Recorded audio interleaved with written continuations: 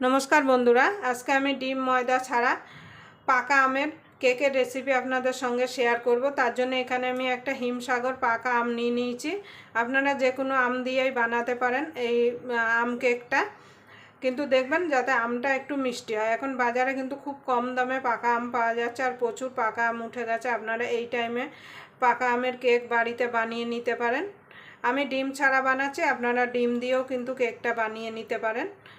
তাহলে আপনারা পুরো ভিডিওটা দেখবেন, আশা করি আপনাদের ভালো লাগবে। যদি এই পাকা আমের কেকের রেসিপি আপনাদের ভালো লেগে থাকে তাহলে অবশ্যই একটা লাইক করে দেবেন, আর আমার চ্যানেলে নতুন বন্ধু হয়ে থাকলে অবশ্যই চ্যানেলটা সাবস্ক্রাইবার করে আমার পাশেই থাকবেন, আর পাশের বেল আইকনটা অবশ্যই বাজিয়ে দেবেন আমি যখন কোনো নিত্য নতুন রেসিপি আপলোড করব সবার আগে পাওয়ার জন্য। তাহলে চলুন আমি আমটাকে কেটে মিক্সির জারে নিয়ে নেব। দেখুন বন্ধু, আমটা কেটে দিয়ে দিয়েছি, এবার দিয়ে দেবো সুজি। আমি এই বাটি মেপে নিচ্ছি, আপনারা যে কোনো বাটি কাপ মেপে নিতে পারেন, কিংবা মেজারমেন্ট কাপ থাকলে সেটাও নিতে পারেন। চিনি দিয়ে দেবো। এখানে আমি আমটা এত মিষ্টি যে এখানে আমি 50 গ্রাম চিনি দিচ্ছি। আপনারা আপনাদের স্বাদ মতো চিনি দিয়ে দেবেন, যে যেমন মিষ্টি খেতে পছন্দ করেন। এই বাটির এক বাটি দুধ দিয়ে দেবো।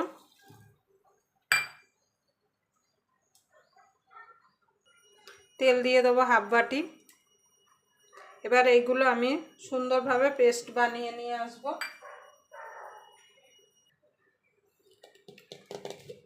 দেখুন বন্ধু, সুন্দরভাবে পেস্ট বানিয়ে নিয়ে এসছে। এবার ঢেলে দেবো। ঢেলে এটাকে আমি 10 মিনিট ঢাকা দিয়ে রেখে দেবো, যেহেতু সুজি আছে একটু ফুলে যাবে।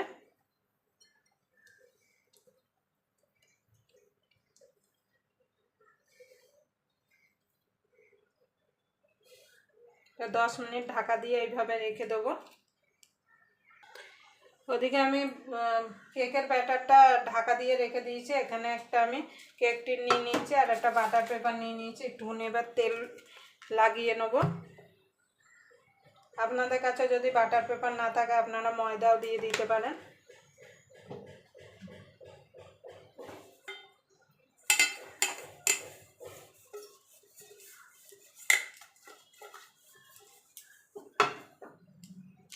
এবার বাটার পেপারটা দিয়ে দেবো।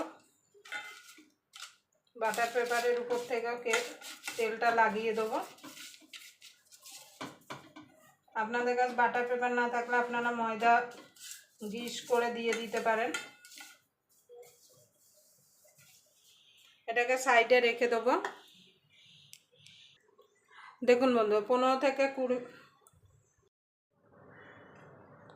দেখুন বন্ধুরা 10 মিনিট হয়ে গেছে। এবার দিয়ে দেবো খাবার সোডা। যতটা খাবার সোডা দেবেন তার হাফ, যতটা বেকিং পাউডার দেবেন তার হাফ কিন্তু বেকিং সোডা দিতে হবে।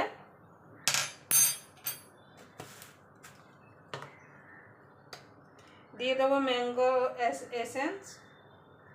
আপনাদের কাছে থাকলে দেবেন, না থাকলে না দেবেন, যেহেতু আম এমনি দেওয়া আছে। এবার এর উপর একটুখানি দুধ দিয়ে দেবো। দুধ দিয়ে ভালো করে মিশিয়ে নেব।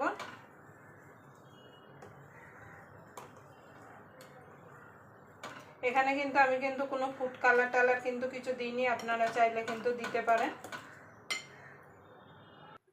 দেখুন বন্ধু, আমি ভালো করে মিশিয়ে নিয়েছি। আর এখানে আমি একটা পাত্র বসিয়ে দিয়েছি গরম হওয়ার জন্য।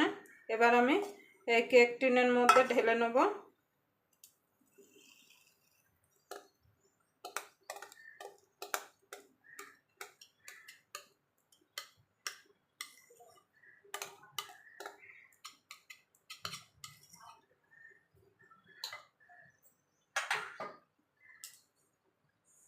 এবার বাটিটাকে একটুখানি ট্যাপ ট্যাপ করে নেব, যাতে যদি কোনো বাতাস থাকে সেটা বেরিয়ে যাবে। এবার বসিয়ে দেব।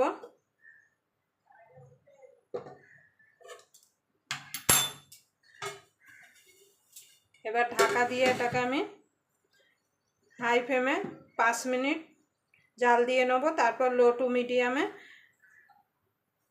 20 মিনিট মতো জাল দিয়ে নেব। তাতেই কিন্তু আমার কেকটা রেডি হয়ে যাবে। দেখুন বন্ধুরা 5 মিনিট হয়ে গেছে। এখানে আমি কিছু টুটি ফুটি নিয়ে নিয়েছি, আর টুটি ফুটিগুলোকে ময়দা মাখিয়ে নিয়েছি। এবার উপর থেকে দিয়ে দেবো যাতে নিচে চলে না যেতে পারে, দেখতে ভালো লাগবে। আমি এখানে কিন্তু কোনো এলাচ ফেলাচ দিইনি, যেহেতু আমের কেক, আমের একটা নিজস্ব গন্ধ আছে।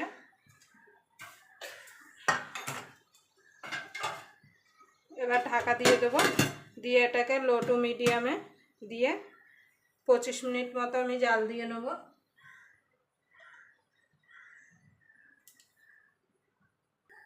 দেখুন বন্ধু, কেকটা এবার আমি একটু চেক করে দেখব হয়ে গেছে কিনা।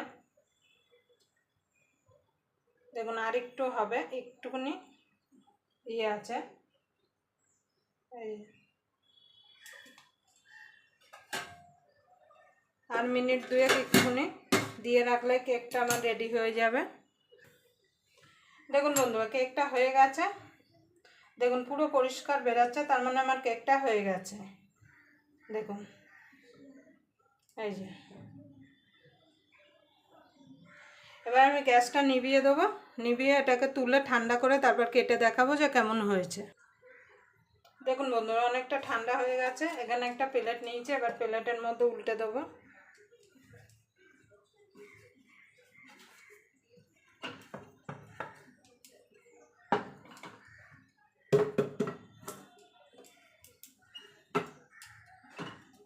দেখুন সুন্দরভাবে উঠে গেছে। এবার বাটার পেপারটা তুলে নেব আলগা করে।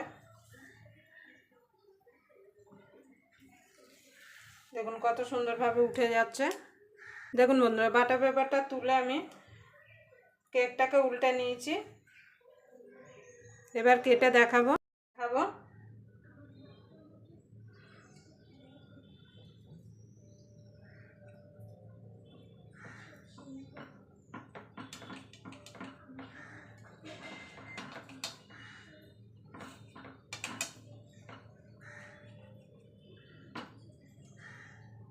দেখুন বন্ধু কত সুন্দর হয়েছে। দেখুন কেউ দেখে বুঝতেই পারবে না যে এটা বাড়িতে বানানো না।